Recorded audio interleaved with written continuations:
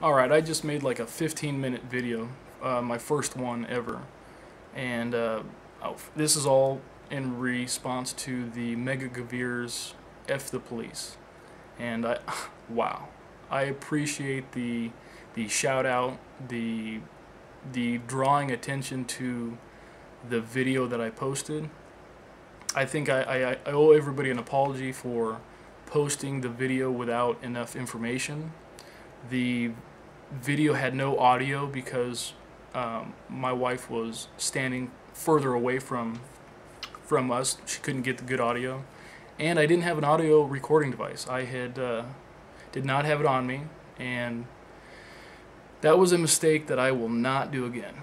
I have audio of a July 4th incident that was about 2 hours long. It started with me at a park with my family. I was open carrying, which is, I'm not going to go into the legalities, opencarry.org, and there's a ton of information on open carry by states. And California is unique, but it is legal, and in the 4th of July I was put to the ground at gunpoint, and one or two officers, they were on top of me. It was a felony stop. They were in danger, is what they felt. After I was in cuffs and they were out of danger, that was the first encounter I ever had like that. So I had just told them that I invoked my right to remain silent and that I did not consent to a search of my person or my possessions. That went for 2 hours. They took my ID without my permission. They ID'd me. They ran the serial number. The end of that 2 hours, I was given my handgun back. I was given my loaded magazine back, and I was given my knife back. No, they never took my knife. I was still in the back of the cop car with my knife on July 4th.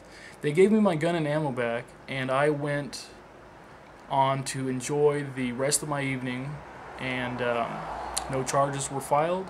I was not issued a citation. I watched the fireworks with the crowd of people that somebody in that crowd called the police. And nobody came up to me afterwards to ask any questions, but it was pretty evident that I was a very bad guy in the beginning of that encounter, and at the end, the police left, and I watched the fireworks with my family, with my gun.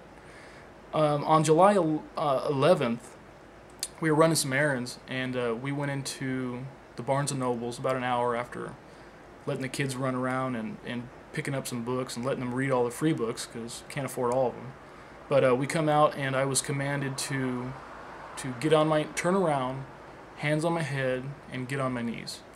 And so as I'm complying, my wife kind of steps back, and she's terrified, but she starts the video recording right after my gun's taken from me and my ammo's taken from me, and I'm stood back up, and then the video starts where I'm talking to them, and they requested my ID, and the first time that I didn't talk to the police, and it lasted for 2 hours. So this time I wanted to talk to them, and I wanted to explain that I was not a threat.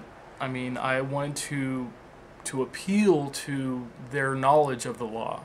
And we started to talk, and they were very demanding. They were not going to listen to me. Their mindset was, they don't know who I am, so why should I be able to carry a gun? And so in California, if you do the research on the laws, there's certain reasons they have to demand ID. And I didn't fit that criteria, and they didn't demand my ID. They requested it. They said if I didn't give it to them, that I would be arrested for 12031, which is carrying a loaded firearm, which they could see because they had my firearm in their possession, that it was not loaded, and because they had no articulable reasonable suspicion that I had committed a crime or was about to, that they didn't have the right to ask me for my ID. Well, after I got put in cuffs, I pretty much quit talking, and the video's about half an hour. 2 minutes into the video, I think I annotated it or I noted it. 2 minutes into the video, a park ranger from the July 4th incident showed up to ID me, and he gave a positive ID, and the officers came back to me and said, "Are you Ryan Burbridge from the 4th of July incident?" And I said yes. And so at that point, they knew who I was. 2 minutes, I think I annotated, 2 minutes into the video, they know who I was. They know that I had been stopped before for doing the same exact thing and released. And so that's what really hit home and why I wanted to post this, because at that point they knew that I did not carry a loaded gun, I was not breaking the law, and that I was legal, and they knew who I was. They ran the serial number on the gun again on July 11th, and it came back to me. And they kept me there for half an hour, and their attitude was the worst. There was no apology, there was no, this was a misunderstanding, it was of pure disgust. This is my opinion, this is my perception of it, what I felt. They were disgusted that I would do that. And you know, they treated my wife, I didn't know this, but after watching the video I saw how they treated my wife, and it's very upsetting. So I'm not going to I didn't have plans on suing. I don't know legally what I have option wise. So I posted it to YouTube, and I wanted to, you know, I didn't realize it would get this much attention, and I wanted to post this video to maybe add some clarity or answer some of the comments, because I don't have time to type fast enough. And if you guys want to mail letters to the Long Beach PD, I think that's a great idea. And I feel kind of like maybe I have dropped the ball a little bit, because I haven't done that, you know, where I've written my letter. I didn't know what to do. I was kind of just stuck with this, and I had the audio from July 4th, and I have the video from July 11th. And so when Mega Gavir got a hold of this, I mean, he's kind of brought this back up. He's motivated me to maybe do something more, and I would appreciate all the help.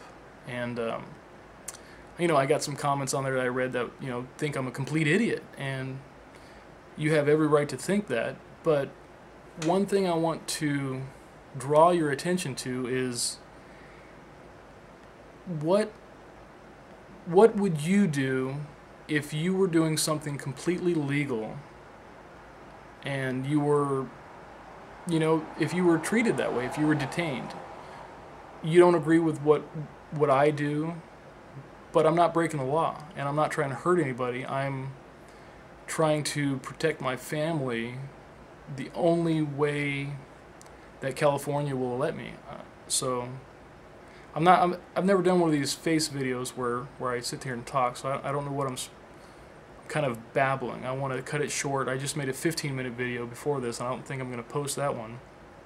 But send me an email. My email is my first and last name at Yahoo, and we can get some dialogue going. There's another guy that wants to do a radio show, so I would like to not bash cops, but because they have families just like us. They go on the weekends and they do their thing. They're people.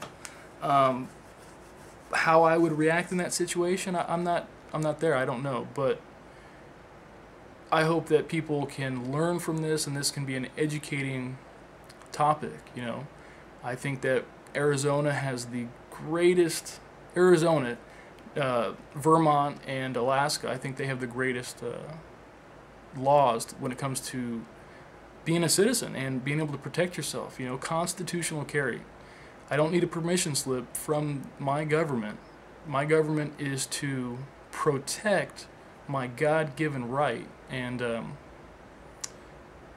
I think that might come across extreme to some people that aren't familiar with this, but ask yourself, any of the people that have been violently assaulted, if they would have wished that they had a way to defend themselves.